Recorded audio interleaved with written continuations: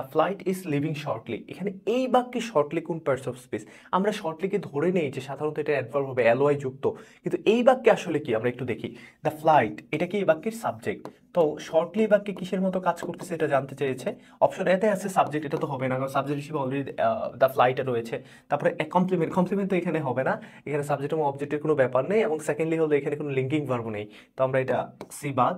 Adjective, adjective হবে না কারণ the flight is leaving shortly, ফ্লাইটটা অল্প সময়ের মধ্যে ছেড়ে যাচ্ছে, এখানে ইজ লিভিং এবং শর্টলির মধ্যে সম্পর্ক রয়েছে, কিন্তু এখানে নাউন প্রনাউন সম্পর্কে কোনো অতিরিক্ত তথ্য দিচ্ছে না, তার মানে এখানে ভার্বকে মডিফাই করছে। তো ভার্বকে কে মডিফাই করে আমরা যদি একটু দেখি, অ্যাডভার্ব, আমরা এই ওয়ার্ডটা যদি দেখতে একটু খেয়াল করি, অ্যাডভার্বের ভিতরে অ্যাড আছে, এটা দিয়ে আমরা মনে রাখবো অ্যাডজেক্টিভ, ভার্ব থেকে তো ভার্ব রয়েছে, আর এই পুরোটা মিলে হলো যদি আমরা চিন্তা করি যে অ্যাডভার্ব, এই অ্যাডভার্ব তিনটা জিনিসকে সাধারণত মডিফাই করে। একটা হলো অ্যাডজেক্টিভকে মডিফাই করতে পারে, ভার্বকে মডিফাই করতে পারে, আবার অ্যাডভার্ব নিজেও নিজেকে মডিফাই করতে পারে। তো এই ওয়ার্ডটা দিয়ে আমরা এটা মনে রাখতে পারি, আমরা টেকনিকে যাব না, ছন্দে যাব না, আমরা সেন্টেন্সের ভিতর থেকেই শিখতে পারবো ইনশাআল্লাহ। তো এখানে অ্যাডভার্ব যেহেতু তিনটা জিনিসকে মডিফাই করে, তো এখানে দেখ ইজ লিভিং, ইজ লিভিংটা কি ভার্ব, তো ভার্ব সম্পর্কে অতিরিক্ত তথ্য কে দিচ্ছে? শর্টলি, অ্যাডভার্ব দিচ্ছে, এই জন্য এই শর্টলিটা কি হয়ে যাবে, কার মতো কাজ করছে? And adverbial. আশা করি আমরা এটা বুঝতে পারছি। হোয়াট হোলসাম ইজ, আমরা একটা এক্সাম্পল দেখি। তো আমরা যদি বলি, ধরো আমি বললাম যে আই প্রিপেয়ার্ড এ নাইস, অথবা এ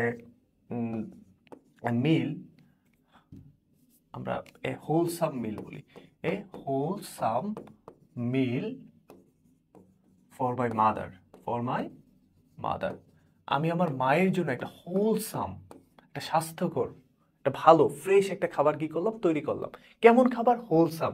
এখানে হোলসামটা কার মতো, কাকে মডিফাই করতেছে? যে মিলকে, তাই মিলের আগে বসে, তার মানে এই হোলসামটা একটা অ্যাডজেক্টিভ, যেহেতু নাউন সম্পর্কে অতিরিক্ত তথ্য দিচ্ছে। কেমন খাবার, কেমন অবস্থা বোঝাচ্ছে, কেমন খাবার? হোলসাম, ফ্রেশ খাবার। তো হোলসামটা হয়ে যাবে কি একটা অ্যাডজেক্টিভ। নাউন কেন হচ্ছে না এটা তো জানি আমরা, অ্যাডভার্ব এগুলো হবেই না, তো এটা হয়ে যাবে অ্যাডজেক্টিভ, এই তিনটা হবে না। আরেকটা বিষয়, হোলসামের পাশাপাশি আরো আসতে পারে কি, কোয়ারেলসাম, এটা কিন্তু পরীক্ষায় আসে, কোয়ারেলসাম। তারপরে আমরা আরো কি দিতে পারি, ট্রাভেলসাম। আরো যদি বলি যে ওয়েদারটা অনেক কি অসাম, অসামও হতে পারে, অসাম। তো এগুলো আমরা একটু মনে রাখবো, কোয়ারেলসাম, ট্রাভেলসাম, অসাম, এগুলো কি হবে? অ্যাডজেক্টিভ হবে। Teacher has repeated herself twice, okay, তো টিচার দুইবার এটা রিপিট করেছে, teacher has repeated herself twice, দুইবার। এখন আমরা যদি সেন্টেন্সের দিকে একটু খেয়াল করি, এখানে আছে টুয়াইস, টুয়াইসটা কাকে মডিফাই করতেছে?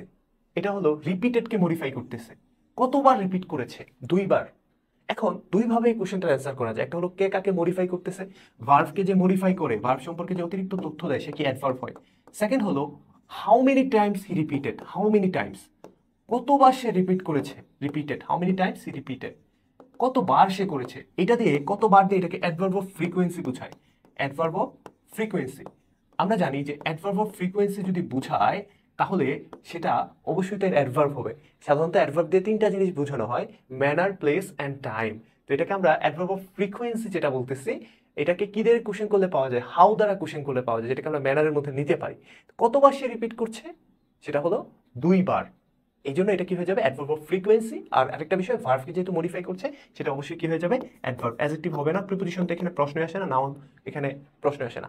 তো আমরা এটা কেন হয় না এগুলোর বিশ্লেষণ আমরা পার্টস অফ স্পিচের যে ডিটেল ক্লাস আছে সেগুলোতে আলোচনা করেছি। সেটা ছাড়াও এমনিতেই কোশ্চেনটা বোঝা গেছে, দুইভাবে যদি আমরা একটু চিন্তা করি তাহলে আমরা ইনশাআল্লাহ পরীক্ষায় পারবো। আমরা এখন একটা কোশ্চেন দেখবো, এখানেও আমরা অ্যাডভার্বের ব্যবহার দেখবো। কোশ্চেনটা মূলত কনজাংশন থেকে আসা, এই কোশ্চেনটা কনজাংশন থেকে আসা হলেও এখানে অনেকগুলো বিষয়ের ব্যবহার আছে। He had gone away before I came, সে চলে গিয়েছে আমি আসার আগে, এই যে বিফোরের ব্যবহার, এই বাক্যে বিফোরটা কোন পার্টস অফ স্পিচ এটা জানতে চাওয়া হয়েছে। অ্যাডভার্ব, কনজাংশন, প্রিপোজিশন, অ্যাডজেক্টিভ আছে। এই যে বিফোরটা, এই বিফোরটা দুইটা ক্লজকে কানেক্ট করেছে, ফার্স্ট কথা। সেকেন্ড হলো বিফোরের পরে একজন সাবজেক্ট একটা ফাইনাইট ভার্ব আছে, তার মানে এটা কি একটা, এটা একটা ক্লজ। এই কনজাংশন সাধারণত যেই সেন্টেন্সগুলোতে থাকে তারা সাধারণত কি করে, দুইটা ক্লজকে কানেক্ট করে, এবং এই বিফোরটা এই বাক্যে কি হবে, কনজাংশন হবে, যেহেতু দুইটা পার্টকে কানেক্ট করছে। তো এটা শর্টকাটে কিভাবে বুঝবো, শর্টকাটে বোঝার জন্য আমরা সাধারণত মনে রাখবো যে কনজাংশন সাধারণত কি ক্লজকে কানেক্ট করে। এই যে আই কেম, এটাও কিন্তু একটা ক্লজ, বিফোরের আগে একটা ক্লজ, বিফোরের পরে একটা ক্লজ। এখন এটা কেন প্রিপোজিশন হলো না, অ্যাডজেক্টিভ হলো না, অ্যাডভার্ব হলো না, এটা ব্যাখ্যার জন্য আমরা একটা কোশ্চেন সলভ করি, আমরা একটা এক্সাম্পল দেখি। আই স্টুড বিফোর ইউ, আমি তোমাদের সামনে দাঁড়ালাম, এই যে বিফোরটা এটা হলো এই বাক্যের প্রিপোজিশন। কেন? আমরা সাধারণত জানি যে নাউন প্রনাউন অথবা সাধারণত অনেক কিছুর পরেই বসতে পারে, তবে এই তিনটা জিনিসের পরে অবশ্যই প্রিপোজিশন বসে, সেটা হলো নাউন প্রনাউন এবং নাউন ফ্রেজ। এই তিনটা জিনিসের আগে অবশ্যই কি বসে? প্রিপোজিশন বসে। এই যে এখানে আমরা দেখতে পাচ্ছি কি, এই যে এখানে এই যে বিফোরটা, এই বিফোরটা কার আগে বসেছে? প্রনাউনের আগে।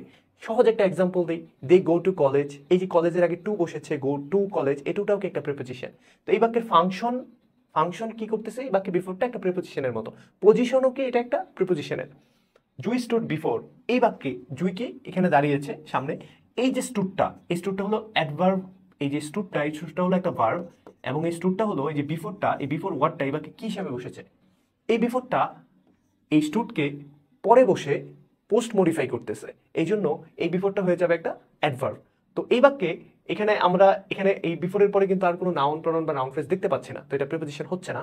এবং সেন্টেন্সের ফাংশন অনুযায়ীও এটা কি হবে? একটা অ্যাডভার্ব হবে, কারণ ভার্ব কিছু মডিফাই করে সেটা আগে বসে করুক বা পরে বসে, সেটা কি হয়ে যাবে? অ্যাডভার্ব। আমরা লুক বিফোর ইউ লিভ, আমাদের কোনো কাজ করার কি করা উচিত? চিন্তা করা উচিত, হ্যাঁ, রেকি করা উচিত, যেটাকে আমরা বলি। তো লুক বিফোর ইউ লিভ এই বাক্যে কি হবে? এখানে বিফোরের পরে আমরা আবারও দেখতে পাচ্ছি একটা সাবজেক্ট আছে এবং এখানে একটা ভার্ব আছে, তো আমরা এটাকে কি বলতে পারি? একটা কনজাংশন বলতে পারি, দুইটা পার্টকে কি করেছে? যুক্ত করেছে।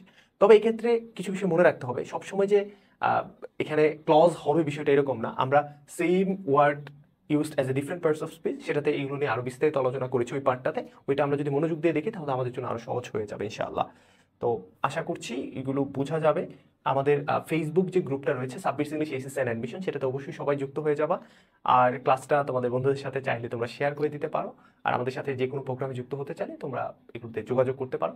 সবার অ্যাডমিশন প্রিপারেশন অনেক বেশি সুন্দর হোক, ইনশাআল্লাহ তোমাদের সাথে নতুন কোনো ক্লাসে দেখা হয়ে যাবে। সবাই ভালো থাকো, আসসালামু আলাইকুম।